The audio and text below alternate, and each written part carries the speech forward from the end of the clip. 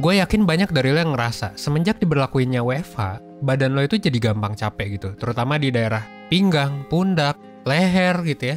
Gue pribadi juga ngerasa sering banget pegel-pegel gitu kan. Istilah kerennya adalah back pain ya. Padahal kalau misalnya dipikir ya kerjanya di rumah aja kok. Sama aja bisa santai dan lain sebagainya. Tapi kok remaja-remaja sekarang gitu ya, atau anak-anak muda sekarang kok jadi makin jompo. Jadi butuh yang namanya koyo dan lain sebagainya gitu ya.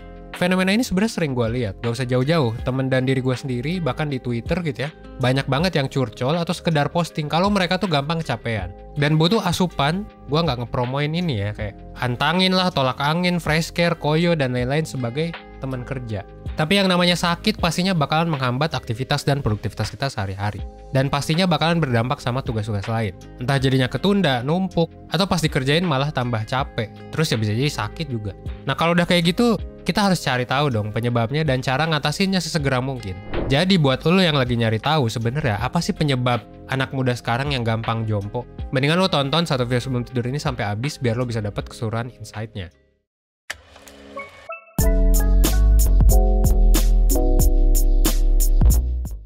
Nah, rentang usia 20-30-an itu sebenarnya masih fit untuk ngelakuin berbagai aktivitas.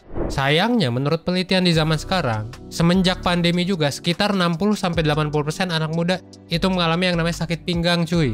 Padahal sebenarnya sakit pinggang itu adalah dulu dialami oleh orang yang usianya 40-an ke atas. Apakah ini adalah sebuah fenomena yang baik? Ya enggak lah. Makanya muncul istilah muda-muda tapi udah jompo.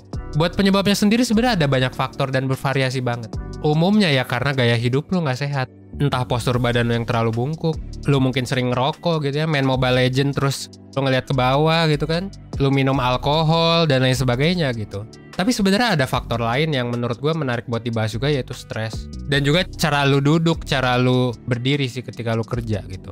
Jadi gini, kenapa stres bisa ngaruh? Stres itu sebenarnya respon tubuh terhadap sesuatu gitu ya. Dan ketika stres ya tubuh akan melepaskan sebuah hormon namanya kortisol. Dan biasanya ya kalau stres ya detak jantung jadi lebih cepat dan lain sebagainya. Intinya bikin tubuh kita jadi lebih tegang lah. Dan sebenarnya ini bermanfaat sih di beberapa waktu gitu ya. Kayak lu bayangin kalau Cristiano Ronaldo nggak ngeluarin hormon kortisol, mungkin dia nggak bisa lari gitu kan. Muchas gracias, oficial. Este para vosotros. Jadi ini di beberapa konteks tuh baik itu sebenarnya. Tapi di banyak hal ya bisa jadi buruk juga. Bayangin kalau tiap hari tubuh lu itu kayak dikejar-kejar anjing gitu tiap hari gitu kan. Ya susah juga gitu kalau misalnya lu tegang terus kayak gitu. Jadi otak lu itu bisa jadi menganggap bahwa oh ada sesuatu yang mengancam nih setiap hari, setiap jam gitu. Ini kalau lu stres terus-terusan ya. Dan biasanya tubuh itu akan melepas hormon kortisol buat meningkatkan aliran darah ke seluruh organ tubuh termasuk juga jantung dan otot. Makanya tiba-tiba ya kalau dikejar anjing kita bisa lari cepat. Tapi masalahnya kalau kita ngerasain ini ketika tidak dikejar anjing gitu ya, ketika kita lagi biasa-biasa aja gitu kan, ya jadi susah juga. Nah biasanya yang bikin stres tuh banyak ya, tuntutan kerjaan, tugas sekolah dan sebagainya gitu. Dan terpapar penyebab stres terlalu lama ini bakal ngebikin badan kita ya jadi makin stres. Bisa jadi kalau udah parah sih bakal burn out ya. Dan otak kita mungkin akan menghasilkan kortisol yang terus-menerus sampai jumlahnya tinggi. Dan otot jadi nggak rileks. Ya disinilah ya ketika teman-teman butuh yang namanya pijit. Dan ini memengaruhi ke saraf yang ada di tulang punggung kayak leher, pinggang, dan bahu. Dan kalau dibiarin sebenarnya ya ini bisa ngaruh ke produktivitas. Itu yang pertama, stres. Yang kedua adalah cara duduk. Kalau misalnya cara duduk lo gak oke, dan ini juga udah mulai gue terapin sih di tempat kerja gue sendiri.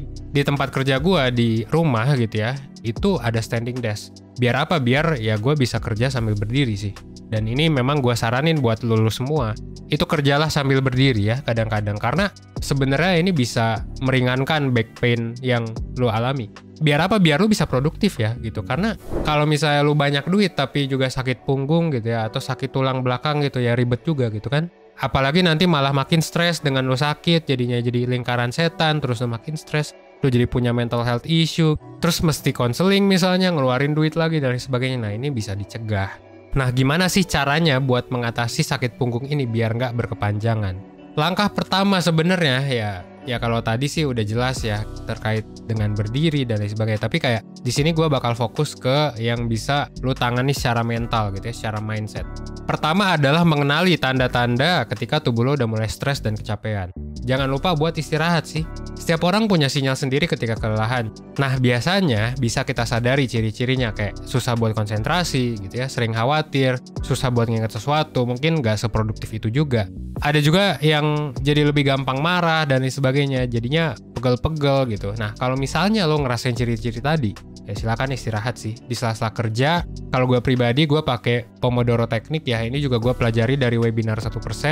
Meskipun gue jadi pembicara gitu ya, kadang di manajemen waktu. Kadang gue juga suka ikut webinar 1% yang manajemen waktu gitu ya. Dan di sana tuh ada tips namanya Pomodoro Teknik. Itu tuh artinya 20 menit lo kerja, sebenarnya nggak harus selalu 20 menit sih. 20 menit lo kerja, terus 5 menit atau 10 menit habis itu lo istirahat. Gue sendiri punya aplikasi sendiri sih ya. Ini ada banyak aplikasinya di luaran, gue nggak bakal rekomen aplikasinya ke lo bisa cari sendiri gitu ya. Tapi yang jelas, ini gue belajar ya webinar 1%, gue pakai Pomodoro Teknik dan itu ngaruh sih ke gue gitu ya. Jadi 20 menit pertama gue duduk, 10 menit gue istirahat, tidur, terus habis itu habis ngedengerin musik atau misalnya nonton Dota, biasanya gue akan berdiri sih 20 menit lagi, terus 10 menit tidur ya, terus-terusan kayak gitu ya. Dan gue ngerasa jadi makin produktif sih ya.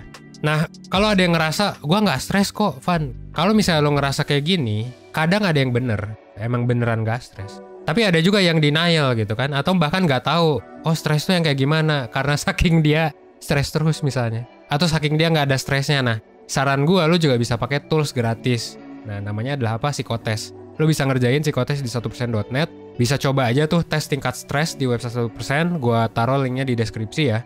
Meskipun nggak bakalan 100% akurat, bisa jadi gitu. Tergantung lo ngisinya lagi mabok atau enggak gitu ya. Nggak juga sih ya. Tapi kayak maksud gue, cara lo ngisi, kondisi lo bisa ngaruh ke stres. Nggak 100% akurat, tapi ini bisa jadi acuan lo sih. Buat ngelihat, oh tingkat stres gue segini ternyata. Dan lu kalau misalnya dapet hasilnya tinggi, kayak di gambar ini misalnya, oh stres Anda tinggi. Lu bisa lihat, kenapa ya stres lu tinggi? Mungkin karena gebetan gitu misalnya, atau karena apa? Nah, dari sana lu bisa cari tuh penanganannya. Misal, lu tonton playlist 1% tentang relationship, atau lu ikut webinar 1% lah, gitu ya. Misal, lu stres mau nikah ya. Mungkin lu misalnya beli tuh webinar nikahnya 1% ya bisa aja gitu ya. Ya tergantung gitu, nanti tergantung masalah lu tuh kayak gimana. Karena kita nyediain banyak layanan sebenarnya sebagai life school gitu. Tinggal lu aware aja sama masalah lu tuh apa. Nah, kalau misalnya hasil tesnya itu cocok sama kondisi badan dan lain sebagainya, ya lu bisa mengelolanya dengan banyak cara. Tadi nonton video 1%, pakai teknik mindfulness, dan lain sebagainya. Karena ini bisa mengurangi sakit punggung lu tanpa lu perlu pijet. Sebenarnya pijat itu diperlukan ya gitu kadang-kadang. Pakai koyo diperlukan, tapi kayak mindset lu yang mungkin kurang baik juga bisa ngaruh. Nah, sekarang lu udah tau lah kalau misalnya stres, terus juga kebiasaan hidup lu, makanan lu, itu bisa jadi penyebab berbagai penyakit, salah satunya sakit punggung. Akhirnya anak muda sekarang jadi makin jompo. Nah, gua harap memang yang bisa lu lakukan adalah ya belajar terus sih ya. Belajar terus dalam hal ini karena sebenarnya kalau menurut gua, ini adalah satu hal sih yang perlu lu pelajari. Dan 1% gitu ya, sebagai bisa dibilang pionir life school gitu di Indonesia, gua mau ngasih tahu lu nih bahwa sebenarnya kita tuh punya kurikulum life school yang menjadi acuan. Dan salah satu aspek dalam kurikulum itu adalah ya ini, physical health dan juga basic mental health. Dan juga berbagai macam hal lainnya. Mungkin lu ada masalah, ya lu jomblo misalnya gitu ya, lu ngerasa stres gitu. Atau mungkin lu ternyata di PHP-in terus. Siapa tahu ternyata itu salah lu gitu, karena lu nggak belajar, bisa jadi gitu kan. Nah itu silakan lu tonton video-video 1% supaya lu bisa belajar nih di sekolah kehidupan ini. Yang kebetulan memang udah hampir 2 juta subscribers. Gitu ya, doain kita biar bisa jadi 10 juta, mungkin bahkan 100 juta. Amin ya. Gitu untuk lu tonton terus, support, like, share, dan ya subscribe silakan gitu.